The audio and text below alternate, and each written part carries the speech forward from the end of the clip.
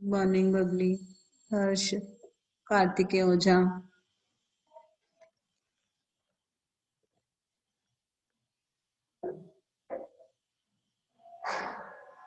हम कर रहे थे सैंपल पेपर। आगे करते हैं हम इसका। हाँ जी,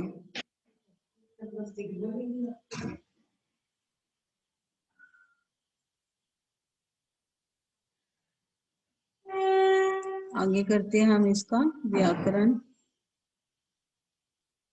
भाग करना था हमने।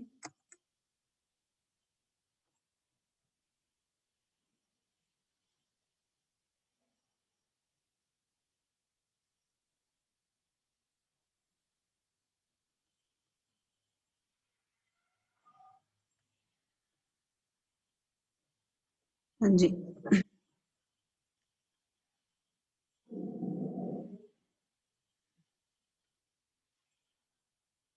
इसकी बात करने हमने व्याकरण से शुरू करने।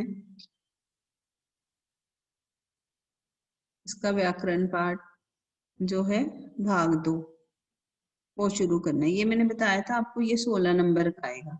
ठीक है, ये वाला भाग आपको 16 नंबर का आना है।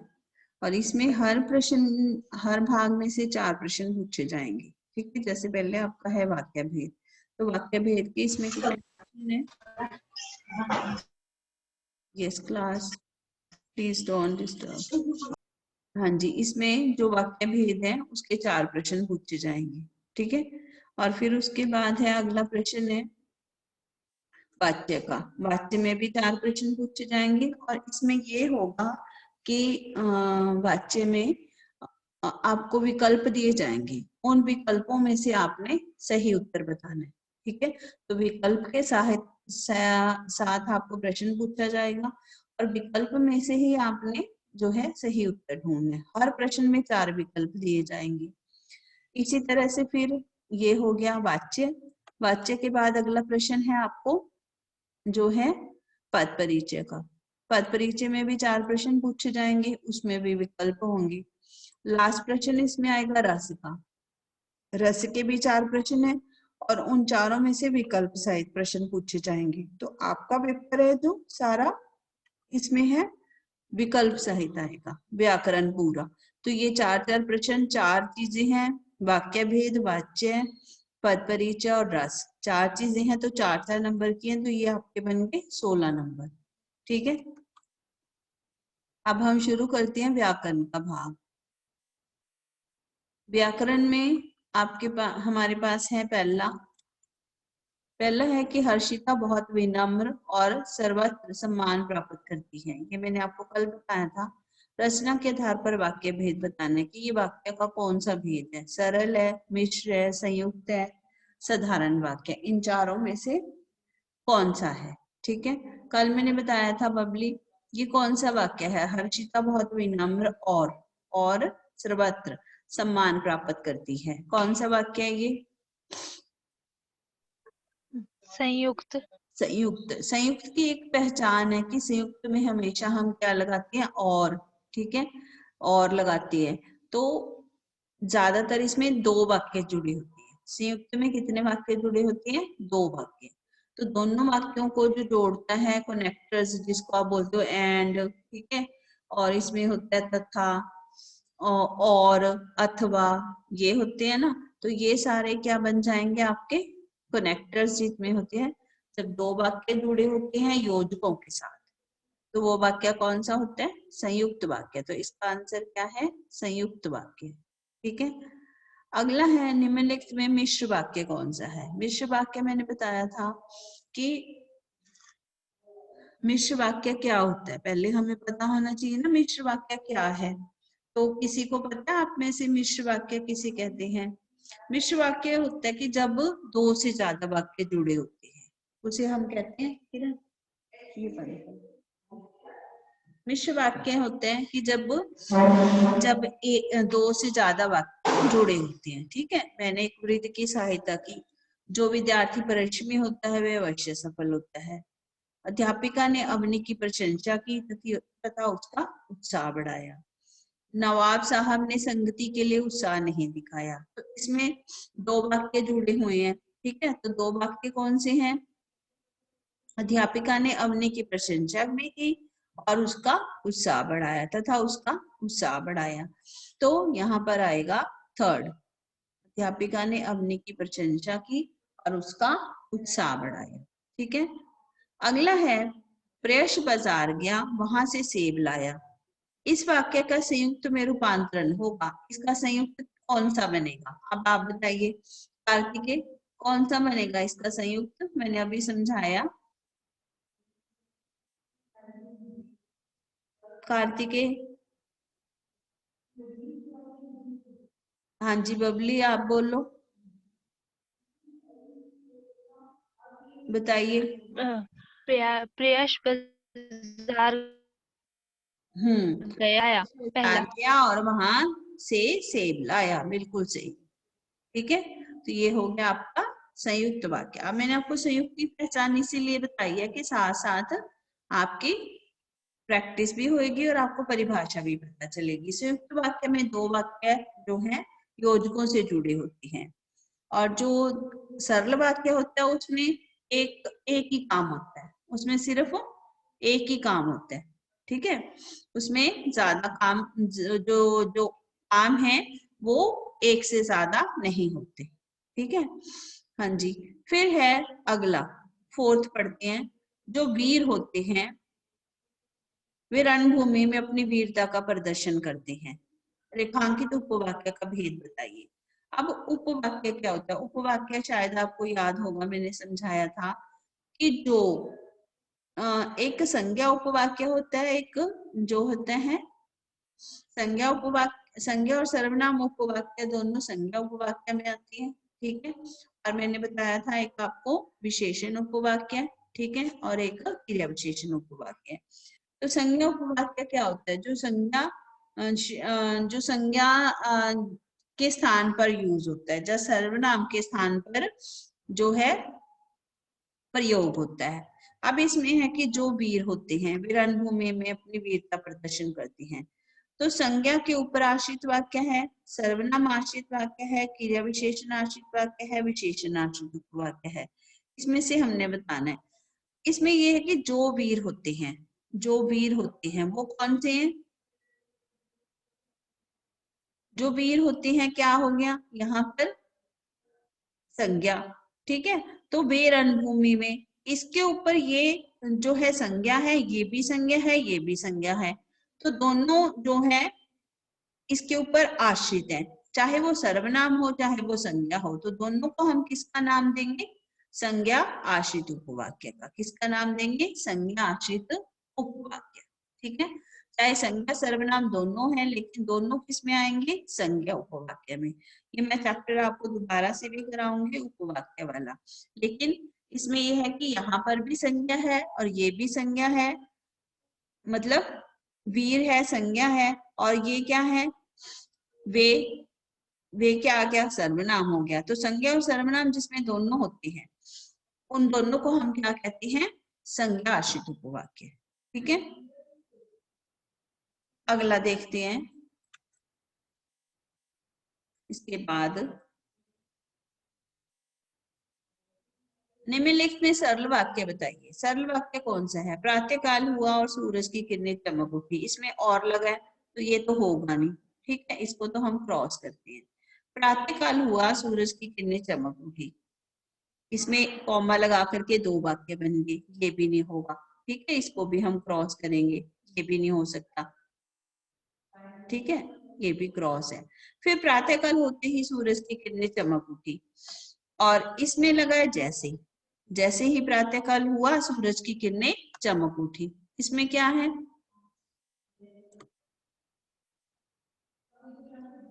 हाँ जी, हाँ बबली बोलो। थर्ड है आंसर, थर्ड है, प्रातःकाल होते ही सूरज की किरणें चमक उठी। हाँ, क्योंकि इसमें इसमें और कुछ कनेक्टर नहीं लगा, और नहीं लगा, मिश्रित वाक्य नहीं है, ये भी नहीं होगा, क्योंकि इसमें कंडीशन लगी है। इसमें क्या लगा है? शर्त लगी है। तो जब शर्त लगी होती है तो हम क्या करते हैं उसको? शर्त लगी होती है जब तो वो वाक्य कौन सा होता है? मिश्रित वाक्य। ठीक है, तो इसका उत्तर क्या है? ये वाला। फिर है अगला प्रश्न आता है कि इस वाक्य का वाच्य लिखिए। अशोक ने विश्व शांति का संदेश दिया। अब वाच्य परिवर्तन मैंने बताया था, वाच्य के कितने भेद होते हैं? वाच्य के भेद होती है 3, कर्तृवाच्य, कर्मवाच्य और भाववाच्य। ठीक है, 3 भेद होते हैं, कर्तरी, कर्म और भाव, 3 भेद हैं वाच्य के। तो यहाँ पर कर्मवाच्य क्या होता है? जिसमें कर्म प्रधान होता है। भाववाच्य होता है जिसमें जिस वाक्य में भाव प्रधान होता है।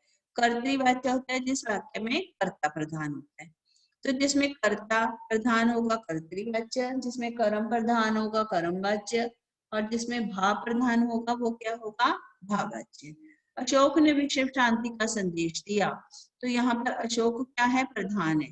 अशोक ने दिया ना संदेश, तो यहाँ पर कौन सा वाक्य आएगा? ये क्या है? कर्ता, तो ये आएगा कर्तृवाच्य। ठीक है, फिर है इस खुले मैदान में दौड़ सकते हैं। हम इस खुले मैदान में दौड़ सकते हैं। हम इस खुले मैदान में दौड़ सकते हैं, तो इसमें क्या आएगा? इस वाक्य को भाववाच्य में बदलना है। भाववाच्य इसका क्या बनेगा? हम दौड़ सकते हैं इस खुले मैदान में, हम इसे खुले मैदान में दौड़ सकेंगे, हमसे इस खुले मैदान में दौड़ा जाएगा। ये आएगा इसका आंसर।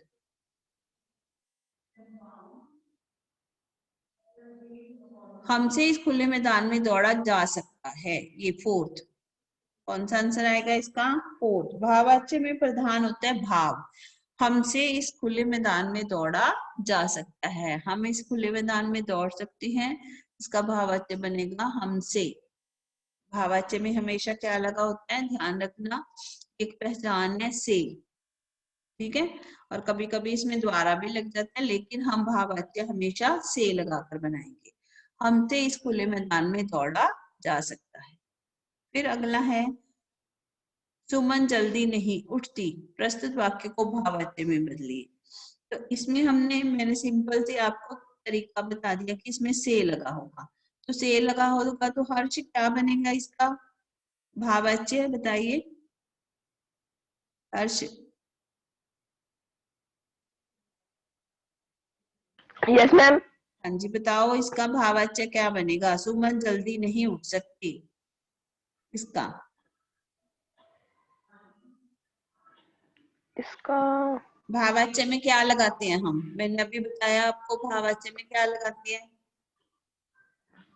कंडीशन ना, अभी अभी बताया 2 मिनट पहले, ऊपर वाले वाक्य में बताया ना, क्या लगाते हैं भाववाच्य में? आप सुनते नहीं ध्यान से ना, ध्यान से सुना मैम करो। आपकी वॉइस थोड़ी स्लो है, इसलिए सुन नहीं पा रहे हैं।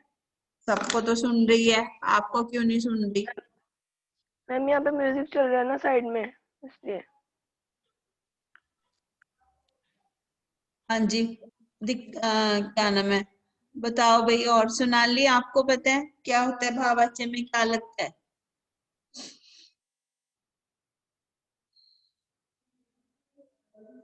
हाँ जी सोनाली, भाववाच्य में हमने यहाँ क्या लगाया? ये देखो, हमसे, हम इस खुले मैदान में दौड़ सकते हैं, हमसे हमसे इस खुले मैदान में दौड़ा जा सकता है, इसमें से हमने से लगाया। तो फिर यहाँ भी बेटे क्या लगेगा? सुमन जल्दी नहीं उठती, तो क्या बनेगा इसका? सुमन से जल्दी नहीं उठा जाता, इसमें भी हम से लगाएंगे। समझ आ रही है? बोलो, अब पता लग गया? Yes ma'am. हाँ, इसमें यस भी मैम। क्या? हाँ, इसमें भी हम क्या लगाएंगे? से। सुमन से जल्दी नहीं उठा जाता। जब हमने ऊपर वाले भाववाच्य बनाने में हमसे इस खुले मैदान में दौड़ा जा सकता है, तो इसका भी हम से लगाकर बनाएंगे। एक सिंपल सी पहचान मैंने बताई है आपको, कि सिंपल एक पहचान रख लो कि भाववाच्य में हमने से लगाना है, ठीक है, और कर्मवाच्य में हमने द्वारा लगाना है। भाववाच्य में हमने क्या लगाना है? भाववाच्य में हम हमेशा क्या लगाएंगे? से।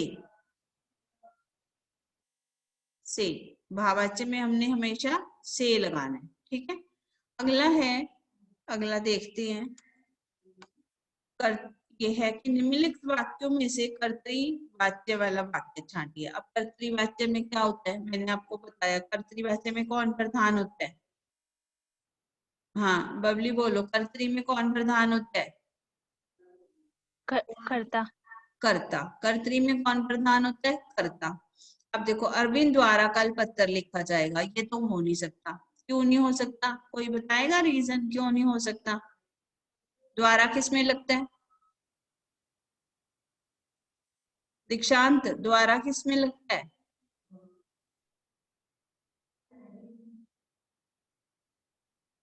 हाँ जी बताइए, द्वारा किस में लगता है बेटे।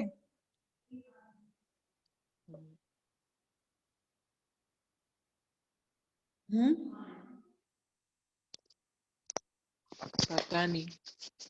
हाँ जी, पता नहीं। द्वारा हम लगाते हैं कर्मवाच्य में। अब सुन लो दोबारा से, कर्तृवाच्य में कर्ता प्रधान होता है, ठीक है, और कर्मवाच्य में हम क्या लगाते हैं, द्वारा, और भाववाच्य बनाना होगा तो क्या लगाएंगे हम, से, ठीक है। तो कर्तृवाच्य में ये इसमें द्वारा लगा है, तो इसका मतलब ये कौन सा वाक्य बन गया। अब बोलो दीक्षांत, कौन सा बन गया।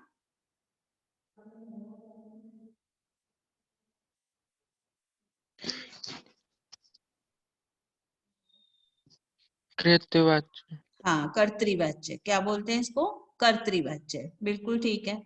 अब बच्चों द्वारा नमस्कार किया गया, इसमें द्वारा लगा है, तो ये भी, ये बेटे द्वारा लगा है जिसमें वो कर्मवाच्य होता है। दीक्षांत, जिसमें द्वारा लगा होगा कौन सा वाच्य होगा वो, कर्म। कर्मवाच्य। तो इसका मतलब ये कर्तरी नहीं है, ठीक है, ये कर्तरी नहीं है, ये भी नहीं है कर्तरी, ये भी कर्तरी नहीं है। तो पता लग गया ना हमें कि ये दोनों तो हो नहीं सकते। फिर इसमें तीसरे में भी इन्होंने द्वारा लगा रखा है, तो अब दीक्षांत ये कौन सा हुआ। फोर्थ वाला होगा। नहीं ये कौन सा है जिसमें द्वारा लगा है? ये कर्ता। फिर कल तो अभी तुमने ध्यान से सुनना नहीं बेटे, कर्म वाच्य जिसमें द्वारा लगा होता है वो कौन सा वाच्य होता है, कर्म। क्या होता है वो, कर्म वाच्य। क्या लगा होगा जिसमें, दोबारा से बोलो दीक्षांत।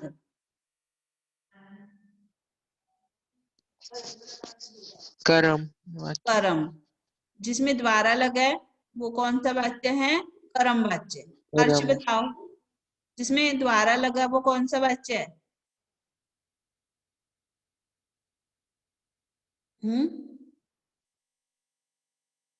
हर्ष वर्मा, बोलिए कौन सा वाच्य है ये जिसमें द्वारा लगा है, कर्म वाच्य। कौन सा वाच्य है ये, कर्म वाच्य। अब ध्यान से सुन लो, तीन वाच्य हैं, भाववाच्य में से लगेगा, कर्म वाच्य में द्वारा लगा होता है। पहचान सुन लो, भाववाच्य में से लगा होता है और कर्मवाच्य में द्वारा लगा होता है। अगर हमने भाववाच्य बनाना है तो हमने से लगा करके बनाना है, और अगर हमने कर्मवाच्य बनाना है तो द्वारा लगा करके बनाना है, ठीक है, सिंपल है ये बिल्कुल। अब इसमें है कि कर्तृवाच्य वाला वाक्य छांटिए। अब ये रह गया, तीनों में द्वारा लगा है तो ये तीनों तो हो गए कर्मवाच्य, तो इसलिए इसका आंसर क्या है, नेताजी ने देश के लिए अपना सब कुछ त्याग दिया, तो ये क्या है, कर्तृवाच्य, इसमें कर्ता प्रधान है, ठीक है। समझ आई बेटे, बोलो। Yes ma'am. यस समझ मैम। आई है सबको। हाँ यस यस जी, मैम। मैम। अगला करते हैं अब, निम्नलिखित में कौन सा भाववाच्य का सही विकल्प नहीं है। अब इसमें भाववाच्य जो नहीं है, कौन सा भाववाच्य का सही विकल्प नहीं है, कौन सा सही नहीं है। आइए चला जाए, हमें धोखा दिया जा रहा है, राधा से बोला नहीं जाता। इन्होंने कहा है कि जो कौन सा भाववाच्य का सही विकल्प नहीं है, तो इसमें हम लिखेंगे हमें धोखा दिया जा रहा है, क्योंकि इसमें आइए चला जाए ये भी भाववाच्य है, मुझसे देखा नहीं जाता इसमें से लगा है भाववाच्य है, राधा से बोला नहीं जाता इसमें भी जो है भाववाच्य से लगा है। तो इसलिए हमें इसका आंसर क्या मिलेगा, हमें धोखा दिया जा रहा है, ये है कर्तृवाच्य, ठीक है। समझ आई आपको ये, हाँ जी बच्चे, समझ आ रही है कि भाववाच्य का सही विकल्प कौन सा नहीं है, तो ये भाववाच्य का सही विकल्प नहीं है। हाँ जी, ये दोबारा कराऊंगी, ये समझ आ गई ग्रामर वाले क्वेश्चन। अपनी वीडियो ऑन करो एक बार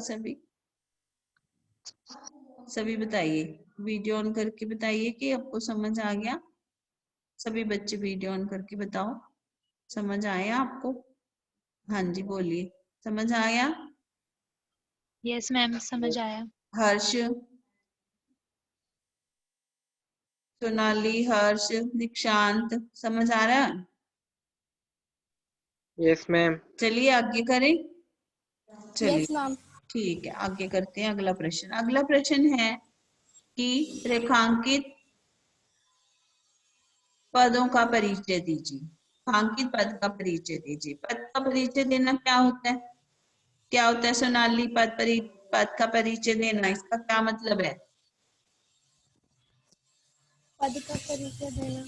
हाँ, क्या मतलब होता है इसका? क्या मतलब है इसका? बोलिए। इसका मतलब ये होता है कि इंट्रोडक्शन देना। जैसे आपने अपने बारे में सब कुछ बताना है, ठीक है? जैसे कि मेरा नाम सोनाली है, मैं 10वीं कक्षा में पढ़ती हूँ, मेरी माता जी का नाम ये है, पिताजी का नाम ये है, मुझे ये पसंद है, ठीक है? तो ये सारा क्या हो गया? आपका परिचय। तो ये हो गया आपका परिचय। इसी तरह से जो है व्याकरण में शब्दों का परिचय देना होता है, ठीक है? शब्दों का परिचय देने के लिए हमें क्या क्या बताना पड़ेगा? नंबर 1 पे संज्ञा, सर्वनाम। संज्ञा कौन सी है, उसका भेद कौन सा है? संज्ञा, सर्वनाम, विशेषण, क्रिया विशेषण, ठीक है? उसका संबंध कारक, मतलब कि कारक बताना है। फिर उसके बाद है विस्मयादि बोधक बताना है, संबंध बोधक बताना है और योजक बताना है। 8 चीजें बतानी होती है, ठीक है? 8 चीजों में क्या क्या आएगा? संज्ञा, संज्ञा में हम जो है उसका भेद भी बताएंगे, एक वचन बहुवचन भी बताएंगे, ठीक है? फिर सर्वनाम बताना है, उसका भेद बताना है। फिर क्रिया बतानी है, ठीक है? क्रिया कौन सी है? फिर कारक बताना है, कारक कौन सा है इसमें। फिर बताना है हमने विशेषण बताना है। फिर उसके बाद बताना है क्रिया विशेषण, और उसके बाद बताना है संबंध बोधक, फिर बताना है विस्मयादि बोधक, ठीक है? तो ये हम कैसे बताएंगे? अब मैं आपको बताती हूँ कि जैसे हमने सूरदास है, सूरदास क्या चीज है? संज्ञा है ना? तो संज्ञा कौन सी है ये? जातिवाचक। जातिवाचक संज्ञा, सॉरी, व्यक्तिवाचक संज्ञा है ना, नाम है किसी का, तो संज्ञा होगी व्यक्तिवाचक। सूरदास एक है, तो ये क्या हो गया? एक वचन, ठीक है? फिर ये लिंग पुल्लिंग बताना है, ये पुल्लिंग है, ये भी सही है। फिर कर्ता का कारक भी है, बिल्कुल सही है। तो ये क्या है? सूरदास, सूरदास के बारे में बताना है, ये व्यक्तिवाचक संज्ञा है, ठीक है? व्यक्तिवाचक संज्ञा है, एक वचन है, पुल्लिंग है, ठीक है? और कर्ता कारक है। तो इसका थर्ड आंसर आएगा। कौन सा आएगा? ये थर्ड वाला आंसर, ठीक है? ये आएगा इसका आंसर। समझ आया आपको ये? इस शब्द का यस हमने मैम। इस शब्द का हमने परिचय देना है, सूरदास शब्द का। जैसे आपका नाम है हर्ष है, मान लो इसकी जगह पे हर्ष होता, तो हम क्या बोलते कि हर्ष क्या है? एक व्यक्तिवाचक संज्ञा है, हर्ष नाम ले लिया, तो हर्ष क्या है? व्यक्तिवाचक संज्ञा है, एक वचन है, पुल्लिंग है, तो हर्ष ने कर्ता ने, तो कारक कौन सा हुआ? कर्ता कारक। समझ आई आपको कि ये क्या हो गया? कर्ता कारक, ठीक है? चलिए दूसरा प्रश्न देखते हैं इसका, ये वाला। रेखांकित पद का परिचय दीजिए। इसमें दिया नित्य, नित्य शब्द है जो इसका परिचय देना हमने। नित्य क्या चीज है, ठीक है? ये बताना है। अब इसमें ऑप्शंस दिए हैं 4। गुणवाचक विशेषण है, एक वचन है, पुल्लिंग है, घूमने जाता है, क्रिया की विशेषता है, बिल्कुल सही है। एक तो नित्य क्या हो गया? नित्य गुणवाचक तो विशेषण तो हुआ नहीं है, ठीक है? ये हो गया रीतिवाचक क्रिया विशेषण। ये घूमने जाना क्या है? क्रिया है, घूमने जाना, घूमने जाता है, ये क्रिया है। तो इसकी इसने विशेषता बताई है, कैसे घूमने जाता है, नित्य। तो ये हो गया रीतिवाचक क्रिया विशेषण, ठीक है। एक वचन हो गया, पुल्लिंग हो गया, घूमने जाता है क्रिया की विशेषता है। अब समझ आई आपको? समझ आई कि कैसे हुआ ये? हाँ जी दीक्षांत, समझ आई? Yes Sonali, ma'am. हाँ। कैसे बताना है हमने? उस शब्द का परिचय बताना है। नित्य क्रिया विशेषण में आता है रीतिवाचक। रीतिवाचक क्रिया विशेषण क्या होता है? किसी काम को करने का जो तरीका होता है, ढंग, किसी काम को करने का ढंग, उसे कहते हैं हम रीतिवाचक क्रिया विशेषण। वह धीरे धीरे चलता है, धीरे धीरे क्या है? रीतिवाचक। क्योंकि चलना धीरे धीरे चलता है मतलब धीरे धीरे। तो धीरे धीरे क्या हो गया? रीति हो गया, ढंग हो गया कि कैसे चलना है। तो इसे कहते हैं रीतिवाचक क्रिया विशेषण, ठीक है। रीतिवाचक क्रिया विशेषण एक वचन, पुल्लिंग और घूमने जाता है क्रिया की विशेषता है। चलिए अगला प्रश्न करते हैं। तालाब में कमल खिलते हैं। तालाब में कमल खिलते हैं, रेखांकित पद का परिचय दीजिए। खिलते हैं, खिलते हैं क्या है? क्रिया है, ठीक है। कौन सी क्रिया है? कमल का खिलना, जिसमें कर्ता भी हो और कर्म भी, वो क्या होती है? कर्मक क्रिया। कर्मक क्रिया है। खिलते हैं बहुवचन है, पुल्लिंग शब्द है, वर्तमान काल है, ठीक है। ये तीन चार चीजें तो होगी। क्रिया पता लगी हमें सकर्मक है, और ये पता लग गया बहुवचन है, फिर ये भी पता लग गया पुल्लिंग है, फिर ये भी पता लग गया कि वर्तमान काल है, ठीक है। फिर उसमें एक चीज और इन्होंने बताई है, कर्तृवाच्य। इसमें वाच्य कौन सा है? कर्तृवाच्य, क्योंकि एक ही काम हो रहा है। जब एक ही काम हो रहा होता है तो वो कौन सा वाच्य होता है? कर्तृवाच्य होता है, ठीक है। तो यहाँ पर इसका उत्तर आएगा पहला, कमल खिलते हैं। तो क्रिया का असर कर्म पर पड़ रहा है, तो सकर्मक क्रिया, बहुवचन, और ये पुल्लिंग, वर्तमान काल, कर्तृवाच्य, ठीक है। समझ आ गई? नेक्स्ट क्वेश्चन एक और देखते हैं, फोर्थ। फोर्थ में है, रंग बिरंगे फूल देखकर मन प्रसन्न हो गया। अब रंग बिरंगे, रंग बिरंगे का हमने परिचय देना। रंग बिरंगे क्या है? मतलब कई तरह के। तो ये क्या है? विशेषण है। कैसा है? फूल कैसे हैं? रंग बिरंगे। तो फूलों का क्या है? विशेषण, गुण बताए। गुणवाचक विशेषण है, बहुवचन है, पुल्लिंग है, फूल का विशेष्य है। फूल का, फूल विशेष्य का विशेषण है, बिल्कुल सही है, ये आएगा सेकंड। गुणवाचक विशेषण है क्योंकि इसमें गुण बताया है कि रंग बिरंगे फूल है, मतलब उसकी क्वालिटी बताई है, तो ये गुण हो गया। फिर रंग बिरंगे बहुवचन भी हो गया, कई तरह के। फिर हो गया फूल ज्यादा है इसलिए बहुवचन है, और फूल पुल्लिंग शब्द है, ठीक है। और फूल क्या है इसका? फूल का क्या है? ये फूल का, फूल विशेष्य है और ये इसका विशेषण है, तो ये फूल विशेष्य का विशेषण है, ठीक है। समझ आ गया आपको? गुणवाचक है क्योंकि इसमें उसकी क्वालिटी बताई है। रंग बिरंगे, रंग बिरंगा होता तो एक वचन होता, रंग बिरंगे इसलिए बहुवचन आ गया। पुल्लिंग शब्द है, स्त्रीलिंग नहीं है, पुल्लिंग है, ठीक है ना। लिंग पुल्लिंग भी बताना है हमने, एक वचन बहुवचन भी बताना है। संज्ञा सर्वनाम क्रिया विशेषण जो भी इनमें से है वो बताना है। फिर फूल का विशेष्य है, ये फूल शब्द है जो इसका विशेष्य बन गया, ठीक है। तो ये इसका आंसर हो गया। अगला देखते हैं। ये प्रधानाचार्य ने आपको बुलाया है, रेखांकित पद का परिचय दीजिए। रेखांकित क्या है? आपको। आपको क्या हो गया? ये सर्वनाम है क्योंकि संज्ञा के स्थान पर प्रयुक्त हुआ है, मतलब कि किसी को जब कह रहे कि तुमको बुलाया मतलब आपको बुलाया, तो ये क्या आ गया? सर्वनाम। फिर सर्वनाम कौन सा है? मैं, तुम, आप, अन्य पुरुष हो गया, तो ये क्या हो गया? जो है आपको, मैं, तुम, आप हो गया ना। ये मतलब first person, second person, third person, तीन होती है ना, मैं, तुम, आप। नहीं, मैं, तुम, अन्य, कोई तीसरा, तो ये हो गया आपका मध्यम पुरुषवाचक सर्वनाम। यही होता है ना, आई, माई, मी, ये होता है ना first person. You, your second person, और थर्ड में होता है कि ही, शी, इट।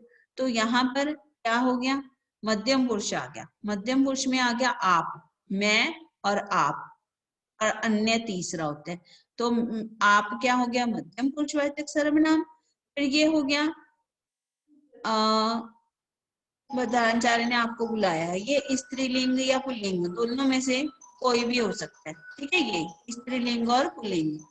फिर है एक वचन और ये है कर्मकारक, ठीक है। तो ये हो गया आपका थर्ड आंसर इसका, स्त्रीलिंग और पुल्लिंग दोनों में से एक हो सकता है। तो आपको ये समझ आया कि एक तो हो गया मध्यम पुरुष वाचक